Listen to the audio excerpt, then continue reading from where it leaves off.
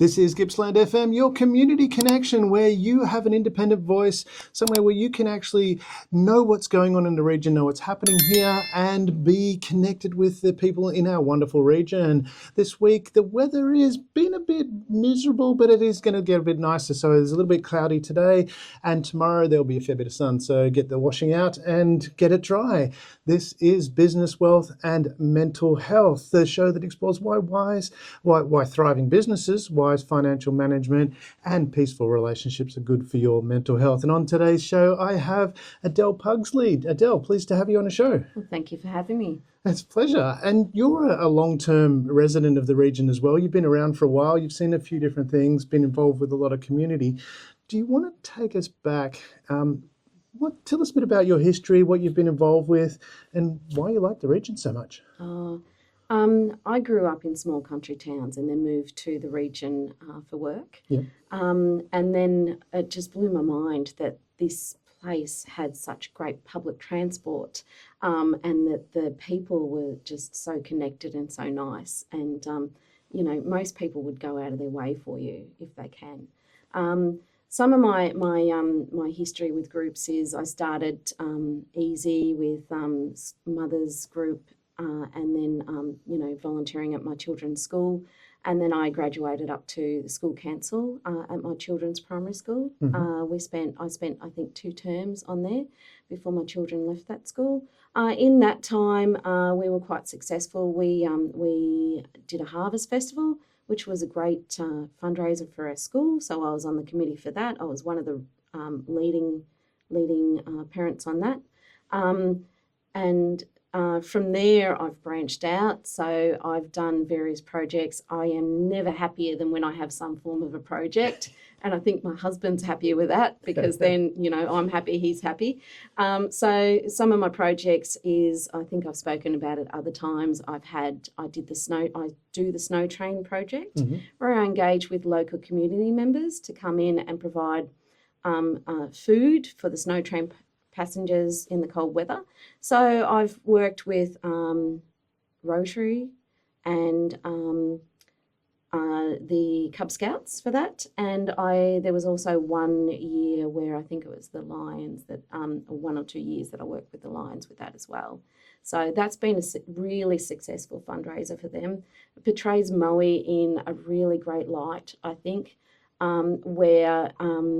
and that's what I want. I want us to be portrayed as a vibrant community, a community-orientated community. I want people to see, outsiders to see what a great place it is to live, and how, you can have a better work-life balance in our community. Housing prices are less than in the suburbs, and you could be driving in the suburbs and still stuck in traffic the same amount of time as what it takes from Moe to the city, if that's what you have to do, if you can't find job employment. I've down noticed here. it's actually a lot less. I mean, I've lived in the city for a number of years, and I might travel more distance, but I'm actually less time in the car and using less fuel. I've noticed. Consistently faster speed. Yeah. You're not stopped in traffic. Yeah, and at that speed, you're running a bit more efficiently. You're not accelerating and stopping all the time. And so I've noticed a big change in fuel. Can we come back? I want to talk a bit about what you mentioned there. You came here because one of the reasons was the better public transport. Now, we're not known for that. Well, people don't see that. What was the difference? Why did it stand out as having better public transport? My parents were dairy farmers. Mm-hmm. And so we moved around a little bit around Gippsland. Yeah. And obviously in smaller towns, you don't have that. You either have a car or you walk. Yeah. Here, and then it just, I had no idea that. I think we've got good public transport. I think we started off with good public transport because the SEC, they had the buses to take their workers. Yeah. And so then the infrastructure was there and it evolved. And I think that, look, we could have better public transport. Yeah. But we do have better than other towns our size, I think. Part of the reason for asking that is also that perception. Because when I was moving back, I was telling one of my lawyers I'm moving back, and he goes, "Oh, I was in Moe 2 years ago," was what he said. And I was surprised at how developed it was, how good it was. because that's not the perception I had. And I'm wondering, do we sometimes, because we're stuck in, when you're stuck in an insulation in an area where you're just seeing what you're seeing and you're not seeing the wider world, you actually lose perspective. Do you think that might be the case here, where we've actually got so much here, but because there's a focus on some of the things that aren't going right, we're missing all the good stuff? I think that if you haven't, that's two-pronged, I think. Yeah.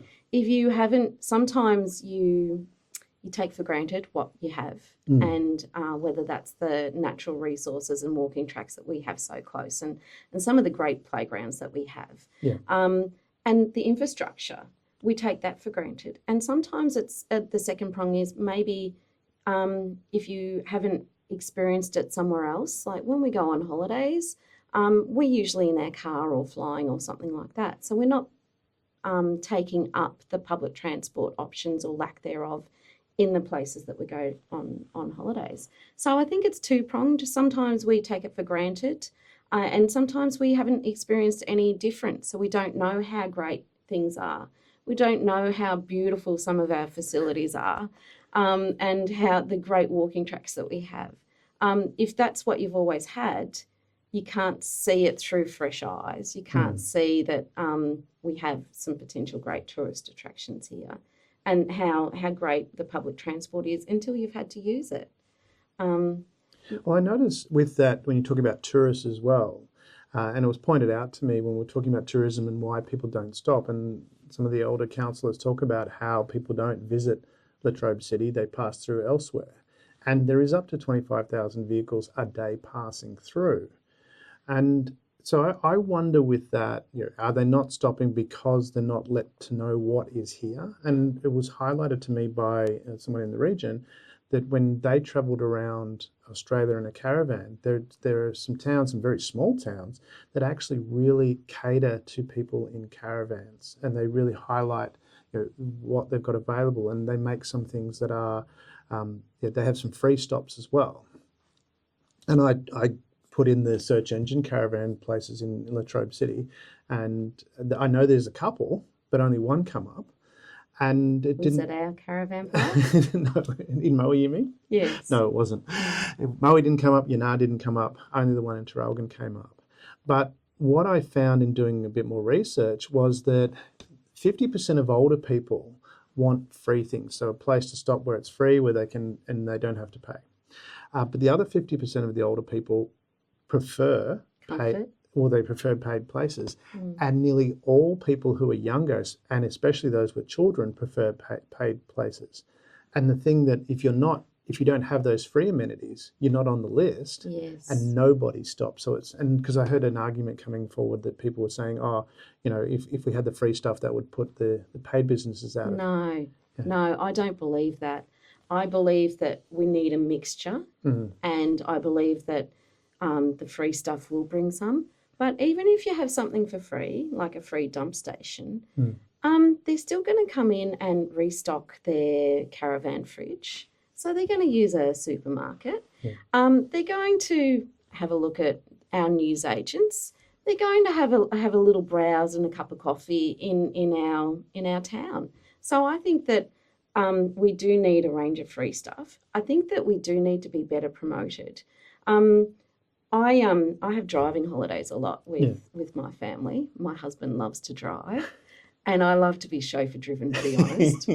And we go on driving holidays. And when the kids were very little, we used to actually Google parks and things like that. So we would actually go off out of our way if there was a really good park for the kids to play in. So that we could have a lunch there, the kids could play.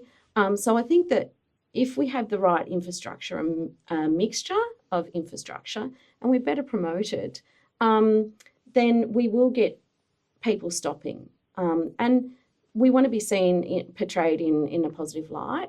So the more positive things of great parks, great events, great shops will get us put in the right spot. So with that as well, when you're travelling, what are the things that you looked for? Because I know recently I went up to Cannibal Park, and there's a really nice walk there, which is well outside of our region. But what I noticed when I was there, and I spent most of the day there, and I did it just to see what was going on and actually really just interact. And the car park was constantly full, people leaving, constantly going in and out. And I asked people there, because I don't do that. I asked them, where are you from? And there was a mixture of people who were local. There was some people who were traveling and passing through, and some people that were actually coming specifically for that park. And I asked them what made it stand out. And one of the things that made it stand out for a lot of people, they said, was that they had there was toilets there. So when you're traveling, what are the key things that you look for? Why do you stop at certain places? Well, it depends on the age of the children. So when the children were younger, it was a great park. Yeah. A park that would be a little bit different than our park at home, not too far off the route that we were travelling, but we were always happy to do 10 or 15 minutes out of our way. And when the kids were really young, I remember visiting Tasmania, and they had toddler toilets. So I think that basic things like that, and a lot of us have toilet trained our little ones and know how crucial it is to be able to, quickly get there. And the design was simple but great. It was a little mushroom kind of house. It had like, I call it a stable door. So there must have been a part that they put on the top so that they could lock it up at night. Yeah. But during the day, it was just about waist height and just a small toilet in there. And I think that you would get parents coming to our lovely playgrounds if we had some of that basic infrastructure.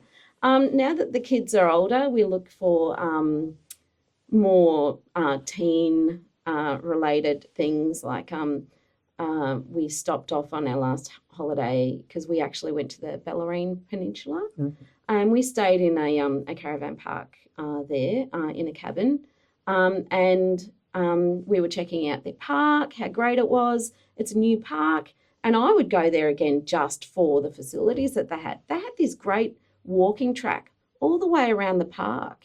They had like a little... When you said great walking track, what was it that stood out? It stood out because it was there. It was on a continuous loop, because I like to walk every day. And it meant that I could get up that bit earlier and I could have a safe walk in an area that I didn't know. It had good lighting. So a few times I even went at night. It was actually very pretty, because there was one area that was probably quite romantic, with festoon lights all along So it. you send the kids off somewhere and you and hubby can... Yeah, we went for a walk together.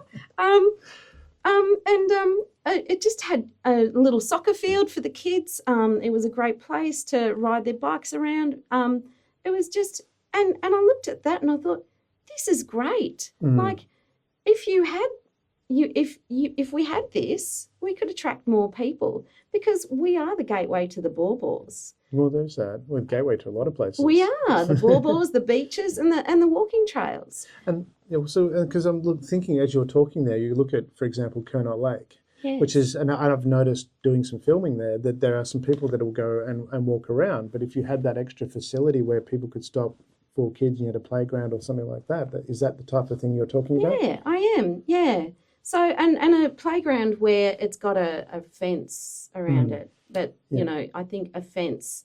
I remember when my children were little, and I'd go with my mum friends, and children don't realise the dangers. No. They so you're trying to have that great outside time, and if you're trying to supervise two children, one of those is super, super quick. You always got that moment of panic of I want to be outside. I want to be encouraging my children to play and be creative, but it's so hard trying to watch two kids. Two kids are a joy, by the way. But, you always have that one moment of, oh, my God, where are they on the play equipment? So even that basic infrastructure.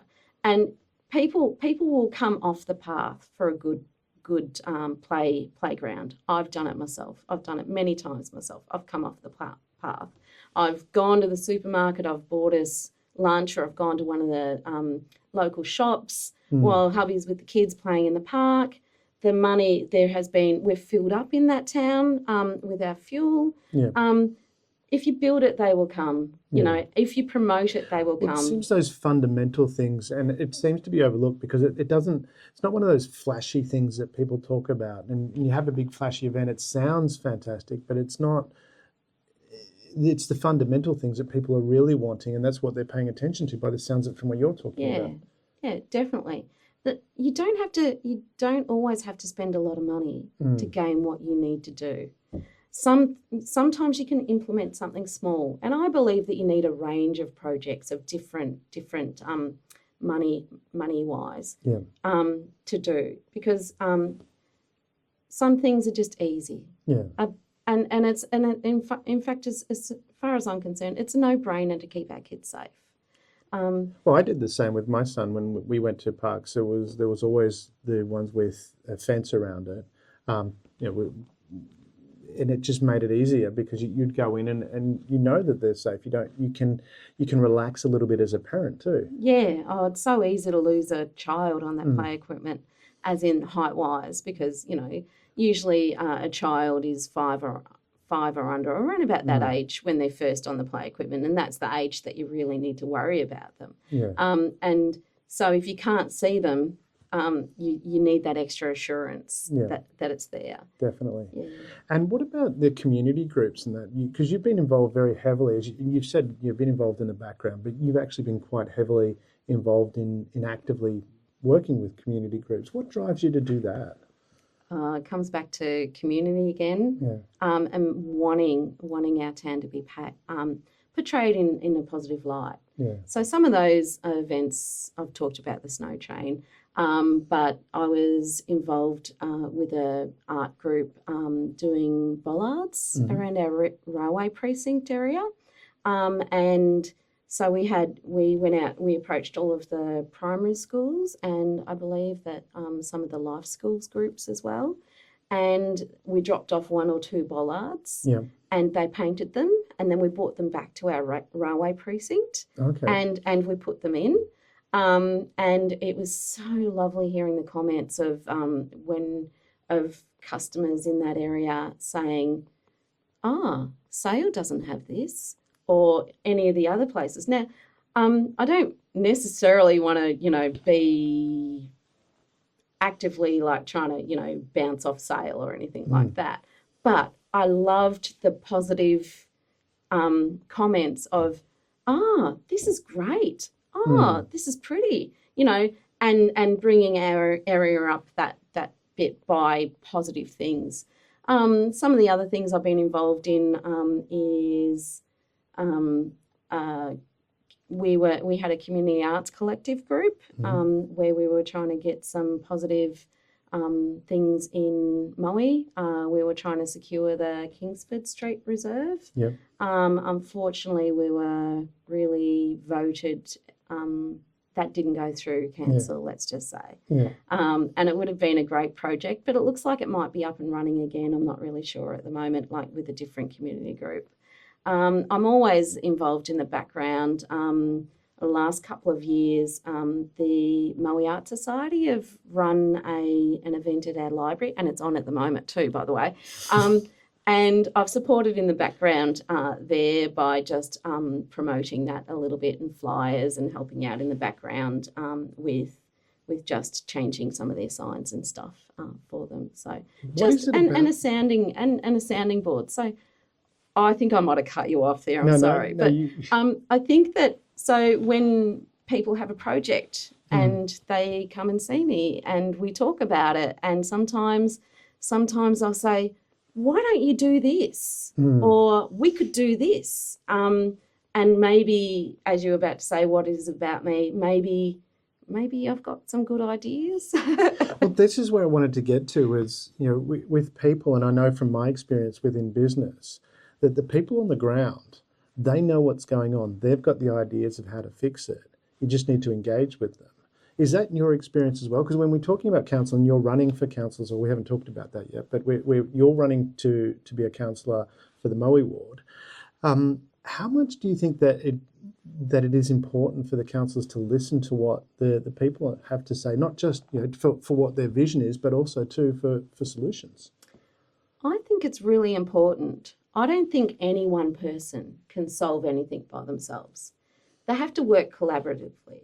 And you need to talk to people for that cross-section of ideas, because my experience is probably different than your experience, and we'll see the same thing with different eyes. So if we talk together about a problem, then we'll come up with a better solution that's going to suit more people, not just me, not just you. Well, that's the question I'm getting to as well. How much is that from a leader perspective when you look at someone in council, that people can get really focused on this is my idea, and then if someone comes up with something different, that becomes a threat, and they dismiss it rather than exploring it, going, well, it's beyond the individual person. It's actually more about the community. How important is it for a leader to have that kind of skill in council? I think it's really important that we can listen to others, work with others, and not just have an ownership of one idea and be unwilling to change. Yeah. I really think that I'm mature enough and I've got the right personality that I just want the best for everybody. And if that's somebody else's idea, I'm happy to work with them. If their idea is better than my idea, but we're going to achieve better results for more people, then I'm all for it. I'm not arrogant enough to stick with the one idea. Maybe that's wrong word. But, I think that's a very good word, actually. I think it's well, and this is a part of that humbleness of going, well, as a leader, it doesn't mean you know everything, but you're able to elicit the information that makes it better for everybody. And talk to people. If you don't know everything, because I don't know everything, nobody find does. the This is right the person. thing. Find the right person that has the information that can help you, that can give you the right advice. I remember reading about Henry Ford, who mentioned that he was, they called him ignorant in the paper, so he sued them. And that he was being quizzed on the stand about his knowledge. And he stopped and he said, look, I've got to roll buttons on I'm guessing this is back in the olden days, I've got to roll buttons on my desk. And I can push any one of those buttons and get any answer to any question that I want. And that's the kind of, when I think about that, that's the kind of thing you want from a leader. It's not here, I know what everything is, because they don't. They're lying if they say that. But are they willing to get the information that's to serve the community? Do they have the contacts at hand? Yeah. Do they have the right organisations to liaise with? 100%. Yeah. So why did you stand up to be a counsellor? Because it's not a well-paid job to start with. No, it is not. You really have to want to do this. What was it that drove you to want to stand up for counsellor? I can see how I can make a difference. So, and I really think that this is where my life has been heading towards. So my 20s were about finding the right job. My 30s were about family. My 40s were about developing the skills that were needed. So I've done some study through RMIT for leadership and management, which involves some public speaking skills. So I hope that's coming through. And they do say in that there's two things that people fear the most: public speaking and death. Yeah. Well, actually, I don't fear public speaking, and I hope that shines through. Hopefully.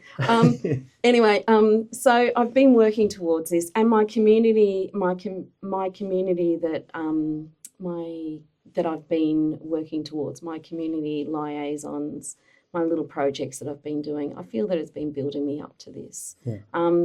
It's, in my mind, it's not about the money. It's about getting the best for our community, getting the things that we should have for our community, like some curbing, infrastructure put in some of my streets.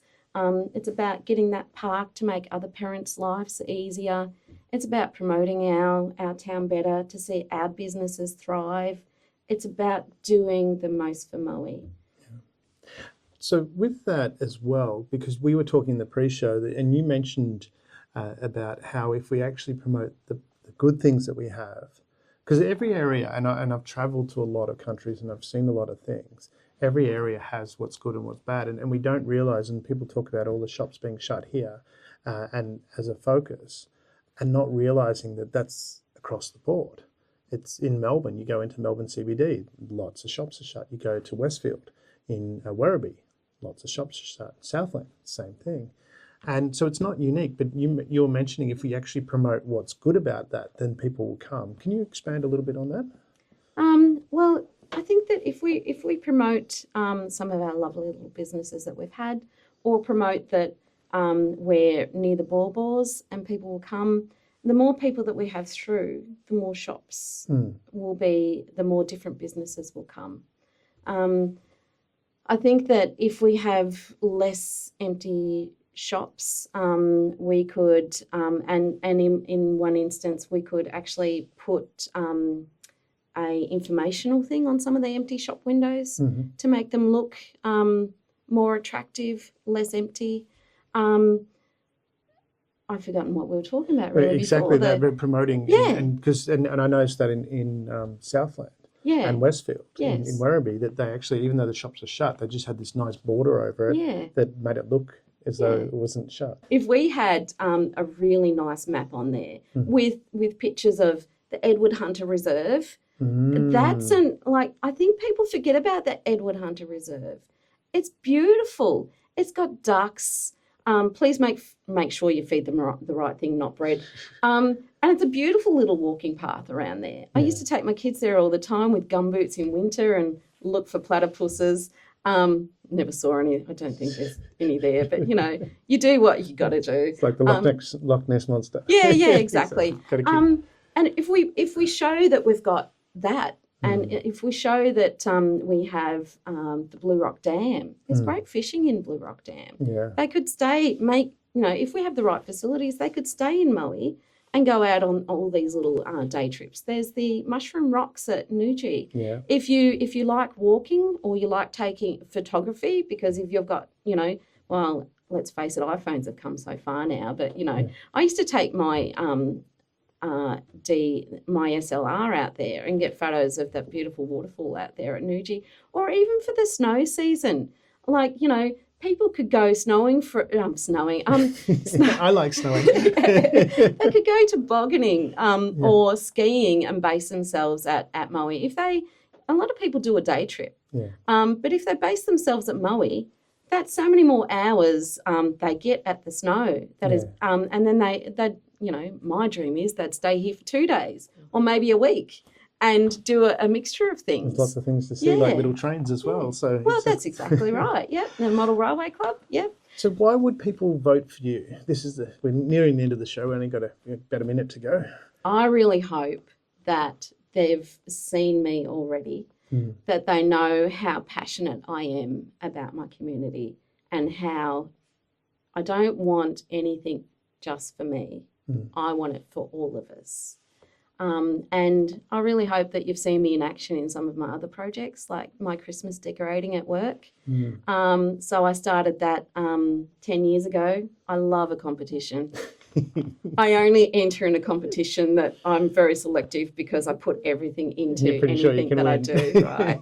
And I originally entered our work decorating competition, Christmas decorating competition, because I wanted to, number one, have Moe in a really positive light. Yeah. I wanted to show how good we can be at anything. And number two, I wanted our region to look great. Yeah. And I really think that my customers could probably ring in and say, I think I've done that. I have people that don't come into my workplace to travel on a train, but they come to see our